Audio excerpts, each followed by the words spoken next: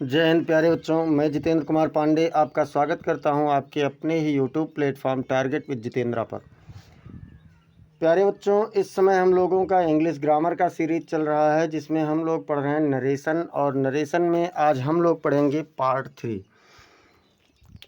इससे पहले के पार्ट्स अगर आप लोगों ने नहीं देखा है तो आप लोग उसे देखने के लिए डिस्क्रिप्शन में जा कर के या आप लोग चैनल पर विजिट करके प्लेलिस्ट से जा कर के देख सकते हैं। अगर आप लोग नए हैं तो चैनल को सब्सक्राइब कर लीजिए, बेल आइकन दबाना ना भूलें, जिससे आने वाले समस्त क्लासेस की इम्पोर्टेंट रिपोर्ट्स आप लोगों को मिलती रहे। डायरेक्ट और इनडायरेक्ट स्पीच, इसको नरेशन के नाम से भी जाना जाता है। डायरेक्ट नरेशन या इनडायरेक्ट नरेशन एग्ज़ाम में धूम मचा दोगे ऐसी सीरीज है, स्कूल और कॉम्पिटिटिव दोनों के लिए बेहतर है। तो चलिए हम लोग शुरुआत करते हैं बिना किसी देरी के और देखते हैं पुनरावृत्ति। पुनरावृत्ति में हम लोग क्या क्या पढ़ चुके हैं बेटा, इसके बारे में थोड़ा सा चर्चा करें। तो हम लोग पुनरावृत्ति में पढ़ चुके हैं कि स्पीच है क्या या नरेशन क्या है, हम लोग इसे पढ़े। तो इसमें हम लोगों ने देखा कि डायरेक्ट और इनडायरेक्ट दो प्रकार के स्पीच हुए। स्पीच में हम लोगों ने और सारी चीज़ों के बारे में पढ़ा कि स्पीच है क्या, डायरेक्ट स्पीच क्या है, इनडायरेक्ट स्पीच क्या है। इसके बाद हम लोगों ने ये देखा कि किस किस सेंटेंस का हम लोगों को पढ़ना है स्पीच में। उसमें हम लोगों ने बेटा असर्टिव सेंटेंस को शुरुआत किया है। असर्टिव सेंटेंस में हम लोगों ने 3 रूल पढ़ा, जिसमें हम लोग पहले दिन वाली क्लास में, जिसमें हम लोगों ने देखा कि असर्टिव सेंटेंस अगर है तो रिपोर्टिंग वर्ब कैसे बदलेंगे, कंजक्शन क्या लगाएंगे, और हम लोग किस प्रकार से, अगर हमारा प्रेजेंट टेंस में है रिपोर्टिंग वर्ब या फ्यूचर टेंस में है, तो हम लोग रिपोर्टेड स्पीच के टेंस का परिवर्तन कैसे करेंगे। फिर दूसरी क्लास में हम लोगों ने टेंस परिवर्तन के रूल को पढ़ा। टेंस परिवर्तन, और टेंस परिवर्तन तो पढ़ लिया, लेकिन टेंस परिवर्तन में कि अगर रिपोर्टिंग वर्ब पास्ट टेंस में है तो रिपोर्टेड स्पीच का टेंस कैसे बदलेगा, इसके बारे में हम लोगों ने पूरा देखा। और उसके बाद में बेटा हम लोगों ने इसके अभी तक अपवाद को नहीं पढ़ा, उसके एग्जाम्पल्स को तो पढ़ लिया। तो आज हम लोग उसके अपवाद से संबंधित क्लास को देखेंगे। और चलिए शुरुआत करते हैं आज की क्लास। आप लोग क्लास को लाइक कर दीजिए और इसे अपने मित्रों के पास शेयर कर दीजिए।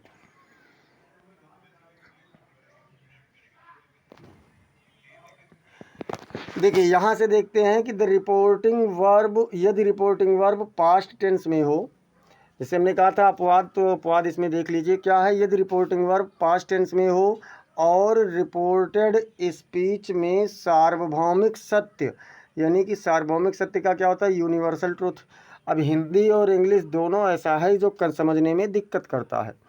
तो ये मतलब रिपोर्टेड सार्वभौमिक सत्य, ऐसा सत्य जो हमेशा सत्य रहने वाला हो, आदत की बात हो यानी कि हैबिट की बात हो, ऐतिहासिक या भौगोलिक तथ्य हो यानी कि हिस्टोरिकल और जियोग्राफिकल फैक्ट्स हो, या फिर कहावतें हो, या क्या हो बेटा, कहावतें हो, यानी जिसको हम लोग प्रोवर्ब्स कहते हैं।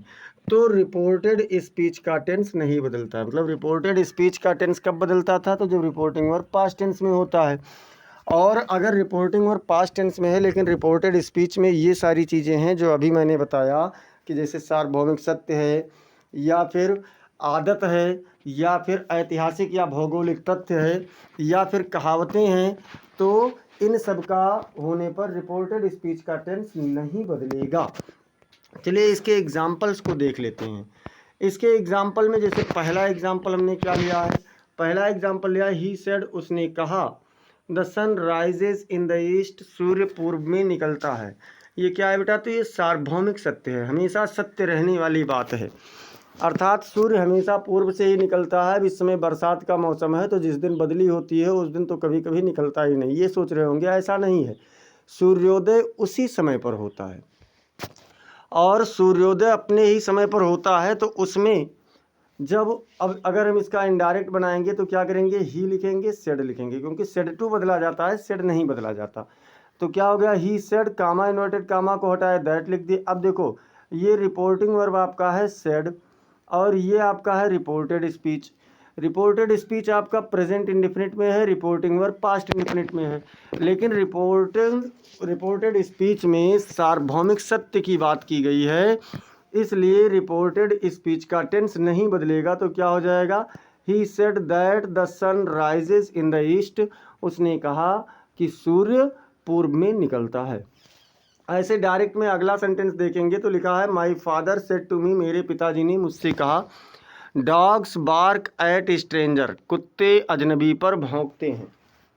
अब इसमें अगर हम लोग देखें बेटा तो इसमें क्या है, इसमें आप लोगों का एक आदत की बात की गई है। भाई कुत्ते ने किसी भी अजनबी को देखा तो कुत्ता भौंकेगा, ये उसकी आदत होती है। अगर वो परिचित व्यक्ति को देख रहा है तो शायद ना भौंके, लेकिन अपरिचित को देखेगा तो कुत्ता भौंकेगा। तो जब इसका इनडायरेक्ट बनाएंगे तो क्या करेंगे, माई फादर सेड टू को टोल्ड कर देंगे और मी लिख देंगे। ये आपका रिपोर्टिंग वर्ब देखिए पास्ट टेंस में है, तो जब पास्ट टेंस में रिपोर्टिंग वर्ब होगा तो रिपोर्टेड स्पीच का टेंस बदलना चाहिए जो कि प्रेजेंट इंडेफिनिट में है। लेकिन यहाँ पर चूंकि आदत की बात की गई है इसलिए रिपोर्टेड स्पीच का टेंस नहीं बदलेगा और क्या हो जाएगा, दैट लगा करके the dogs bark at stranger, मतलब मेरे पिताजी ने मुझे बताया कि कुत्ते अजनबी पर भौंकते हैं।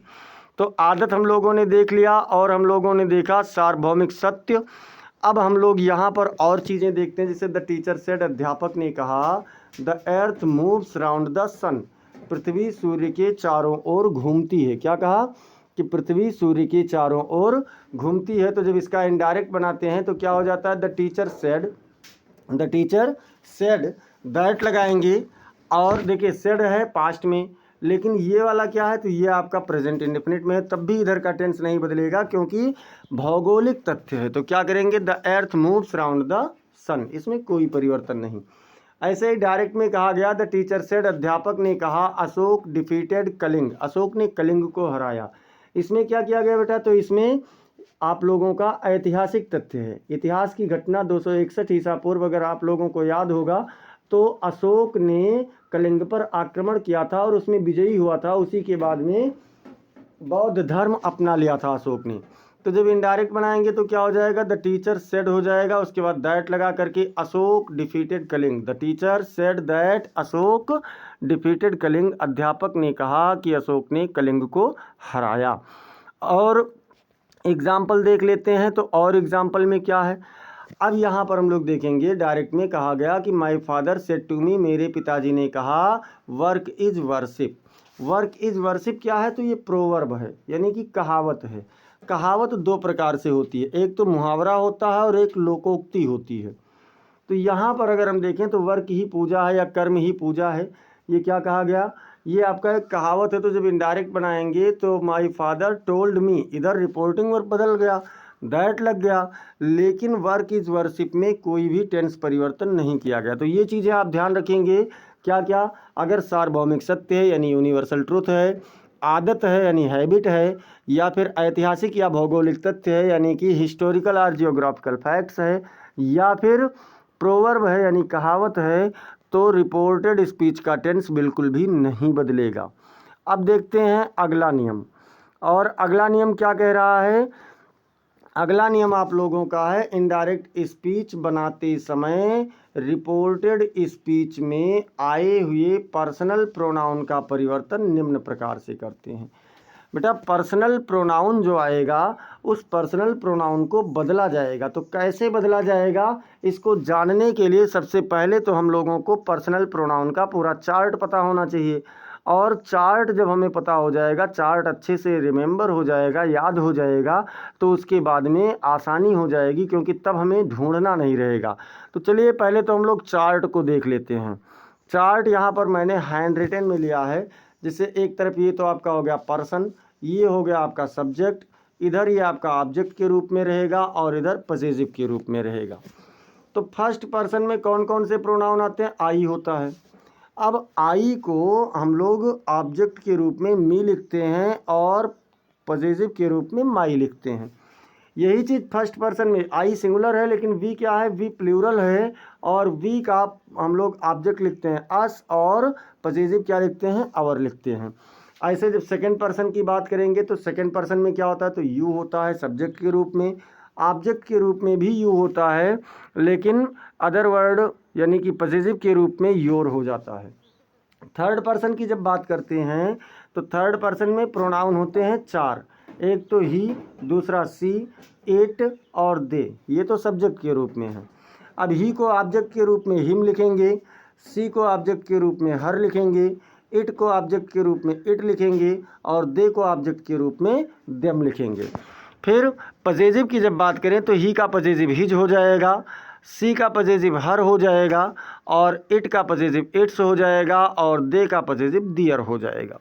तो ये चार्ट आप लोगों को बहुत अच्छे से तैयार होना चाहिए, अर्थात याद होना चाहिए, एकदम से कंठस्थ हो जाए कि आप भूलो ना इसे। ठीक है, खूब अच्छे से याद हो जाए। अब देखो हम लोग परिवर्तन कैसे करेंगे। तो परिवर्तन करने के लिए एक छोटा सा फार्मूला ट्रिक आपको बता रहे हैं। सन, सन मीन्स बेटा वाला याद कर लीजिए और 1 2 3 याद कर लीजिए। अब इसको समझ लेते हैं कि ये सन और 1 2 3 है क्या। तो यस फॉर बेटा सब्जेक्ट होगा, यस फॉर क्या होगा, यस से सब्जेक्ट होगा, ओ से ऑब्जेक्ट होगा और यन से नो चेंज होगा। पहले तो इसका फुल फॉर्म समझ लीजिए। वन का मतलब क्या होगा, तो वन का मतलब फर्स्ट पर्सन होगा। टू का मतलब क्या होगा, तो टू का मतलब होगा सेकेंड पर्सन और थ्री का मतलब थर्ड पर्सन। अब यहाँ पर आप समझिए इसको कि कैसे करना है। ये तो हमने फार्मूला का आपको फुल फॉर्म बताया है। अब करना क्या है, अगर कहीं आपको फर्स्ट पर्सन का कोई भी प्रोनाउन मिल रहा है, फर्स्ट पर्सन के प्रोनाउन में अब वो चाहे सब्जेक्ट केस में हो या ऑब्जेक्ट के रूप में हो या पॉसेसिव के रूप में हो, तो उसका चेंजिंग कहाँ से करेंगे, सब्जेक्ट से कर देंगे, सब्जेक्ट के पर्सन के अनुसार कर देंगे। अर्थात अगर सब्जेक्ट आपका सेकंड पर्सन का है तो वो सेकंड पर्सन में हो जाएगा, सब्जेक्ट थर्ड पर्सन का है तो थर्ड पर्सन में हो जाएगा, और अगर सब्जेक्ट किसी भी मतलब फर्स्ट पर्सन में ही है तो फर्स्ट पर्सन में ही रह जाएगा। यानी कि इसके फर्स्ट पर्सन का कोई भी अगर प्रोनाउन आपको मिल रहा है, वो चाहे सब्जेक्ट के रूप में हो, चाहे ऑब्जेक्ट के रूप में या पॉसेसिव के रूप में, तो उसका चेंजिंग किसके अनुसार होगा, सब्जेक्ट के पर्सन के अनुसार। अब ध्यान ये रखना है कि अगर हम ऑब्जेक्ट वाले शब्दों का परिवर्तन कर रहे हैं तो ऑब्जेक्ट के रूप में ही लिखेंगे, पॉसेसिव वाले शब्दों का परिवर्तन कर रहे हैं तो पॉसेसिव के रूप में लिखेंगे, और अगर वो सब्जेक्ट के रूप में है तो सब्जेक्ट वाले रूप में लिखेंगे। ऐसे जो सेकंड पर्सन है बेटा, सेकंड पर्सन मतलब यू और योर, यू सब्जेक्ट के रूप में है और यू ऑब्जेक्ट के रूप में भी है और योर पॉसेसिव के रूप में है। तो सेकंड पर्सन के शब्द का परिवर्तन किसके अनुसार करेंगे, ऑब्जेक्ट के अनुसार करेंगे। मतलब कि अगर ऑब्जेक्ट सेकंड पर्सन का है तो सेकंड पर्सन का ही रह जाएगा, अगर फर्स्ट पर्सन का है तो फर्स्ट पर्सन का हो जाएगा, और अगर थर्ड पर्सन का है तो ऑब्जेक्ट भी, तो आपका जो सेकंड पर्सन का प्रोनाउन है वो थर्ड पर्सन में बदल जाएगा। अब थ्री यानी कि तीन जो है, तीन क्या है, तीन मतलब थर्ड पर्सन है ना, तीन मतलब थर्ड पर्सन, और यन मतलब क्या है, नो चेंज है, यानी थर्ड पर्सन का परिवर्तन नहीं किया जाएगा, वो अपने ही रूप में रहेगा। आशा है आप लोग इस परिवर्तन के नियम को समझ गए होंगे। एक बार पुनः देख लेते हैं और पुनः आप ये समझ लीजिए कि मतलब फर्स्ट पर्सन का जो प्रोनाउन है उसका परिवर्तन किसके अनुसार होगा, तो सब्जेक्ट के पर्सन के अनुसार होगा। सब्जेक्ट जिस पर्सन में होगा प्रोनाउन भी उसी पर्सन में चला जाएगा, और सेकंड पर्सन का ऑब्जेक्ट के अनुसार होगा, सेकंड पर्सन का मतलब ऑब्जेक्ट जिस पर्सन में होगा उसी पर्सन में हो जाएगा। अब पर्सन के साथ साथ हमें ये भी ध्यान रखना है कि केस कौन सा है, सब्जेक्ट के रूप में है तो सब्जेक्ट के रूप में होगा, ऑब्जेक्ट के रूप में है तो ऑब्जेक्ट के रूप में होगा, पॉसेसिव के रूप में है तो पॉसेसिव के रूप में हो जाएगा, और अगर थर्ड पर्सन का कोई भी शब्द मिल रहा है वो चाहे जिस रूप में हो उसमें कोई भी परिवर्तन नहीं किया जाएगा। ये सभी कहाँ होंगे, रिपोर्टेड स्पीच में होंगे, परिवर्तन बाहरी से होगा। चलिए एग्जाम्पल के माध्यम से समझते हैं तो और बेहतर ढंग से समझ में आ जाएगा। एग्जाम्पल क्या कह रहा है, एग्जाम्पल्स कह रहे हैं कि ही सेड टू मी, उसने मुझसे कहा, यू आर माई फ्रेंड, तुम मेरे मित्र हो। अब देखो जब इनडायरेक्ट बनाएंगे तो ही हो जाएगा, सेड टू का क्या हो जाएगा, तो टोल्ड हो जाएगा, मी हो जाएगा, दैट लग गया। इतने तक में तो आप लोग पहले से ही जानते हैं। यू बेटा क्या है, यू सेकंड पर्सन का है, यू किसका है, सेकंड पर्सन का, और है कहाँ, सब्जेक्ट के स्थान पर है। कहाँ पर है, सब्जेक्ट के स्थान पर है। बदलेगा सेकंड पर्सन का है तो किससे, मी से, यानी कि ऑब्जेक्ट से बदलेगा।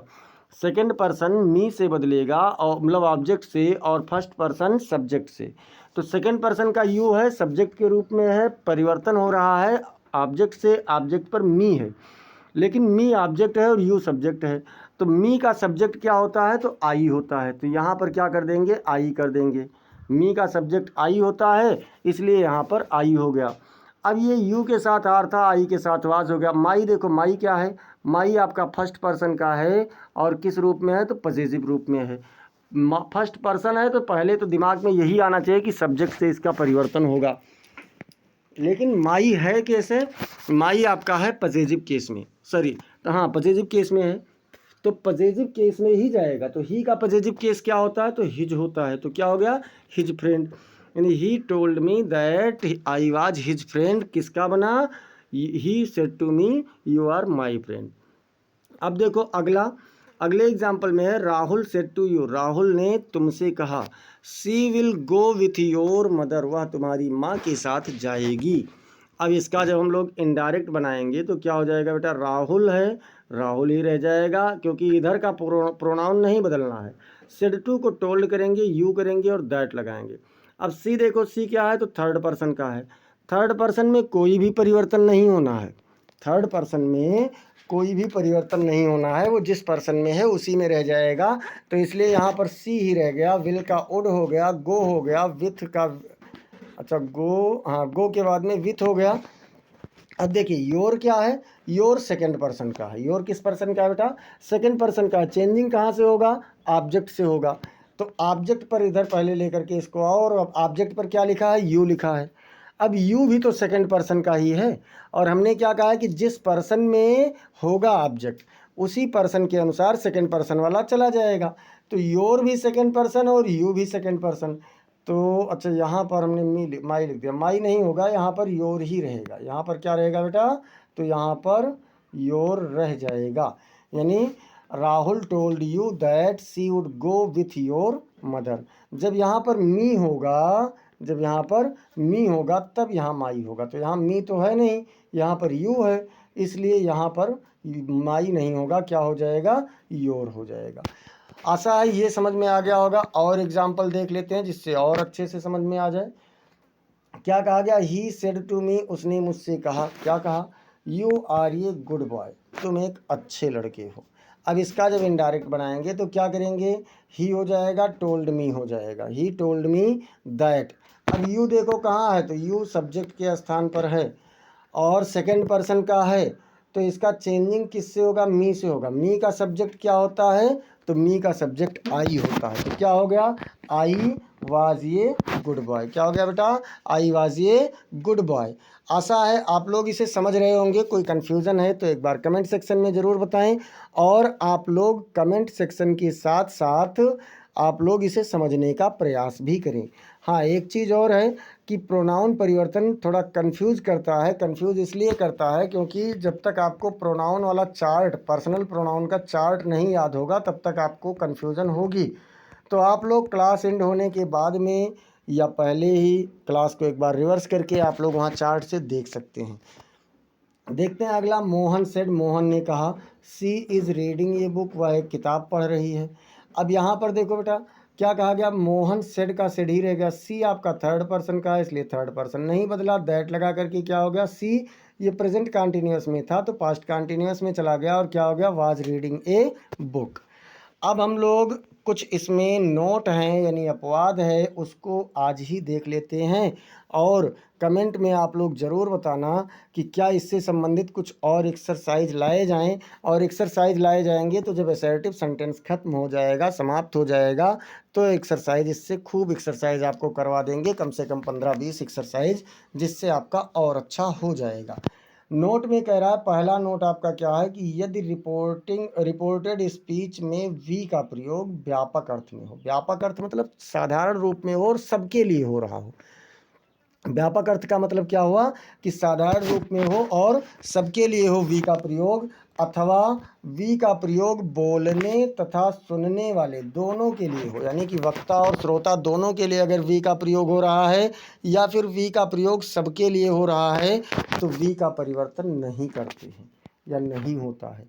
अब इसका अभी मैं एग्जाम्पल आपको आगे बताऊंगा, लेकिन उससे पहले दूसरा नोट भी देख लीजिए। दूसरा नोट क्या कह रहा है कि यदि रिपोर्टिंग वर्ब का ऑब्जेक्ट ना दिया हो। जैसे कभी कभी क्या होता है कि रिपोर्टिंग वर्ब का ऑब्जेक्ट नहीं दिया जाता है। मैंने भी आपको इससे पहले कई एग्जाम्पल कराए हैं जिसमें ऑब्जेक्ट नहीं दिया गया है। तो रिपोर्टेड स्पीच के सेकंड पर्सन को थर्ड पर्सन में बदल देते हैं। जैसे अगर ऑब्जेक्ट नहीं है तो हमें ये नहीं सोचना है कि हम ऑब्जेक्ट क्या माने, उसे हम क्या कर देंगे, उसे सीधे थर्ड पर्सन में बदल देंगे। बस उसका रूप वही होना चाहिए, यानी सब्जेक्ट के रूप में है तो सब्जेक्ट के रूप में करेंगे, ऑब्जेक्ट के रूप में है तो ऑब्जेक्ट के रूप में करेंगे, और पजेसिव के रूप में है तो पजेसिव के रूप में करेंगे। चलिए एग्जाम्पल के माध्यम से समझते हैं और इसके एग्जाम्पल को देखते हैं। तो इसका एग्जाम्पल क्या कह रहा है बेटा, डायरेक्ट स्पीच में कि द हर्मिट सेज, संत कहता है, हर्मिट मतलब सन्यासी, संत महात्मा कह सकते हैं। तो सन्यासी कहता है we all must die one day, हम सबको एक दिन अवश्य मरना होगा। अब ये बताइए इस दुनिया में कोई ऐसा है जो हमेशा जीवित रह पाएगा? कोई नहीं, क्योंकि दुनिया में कोई भी चीज़ अस्थाई नहीं है, अमर नहीं है, इसलिए ये सबके लिए हुआ है। वी का प्रयोग व्यापक अर्थ में किया गया है। व्यापक अर्थ का मतलब ही है कि सबके लिए हो। तो अब इसका जब इनडायरेक्ट बनाएंगे तो क्या करेंगे, द हर्मिट सेज, हर्मिट कहता है, दैट लगाएंगे कि। अब देखो यहाँ पर वी का परिवर्तन नहीं हुआ, क्या हो गया, we all must die one day, हम सबको एक दिन अवश्य मरना होगा।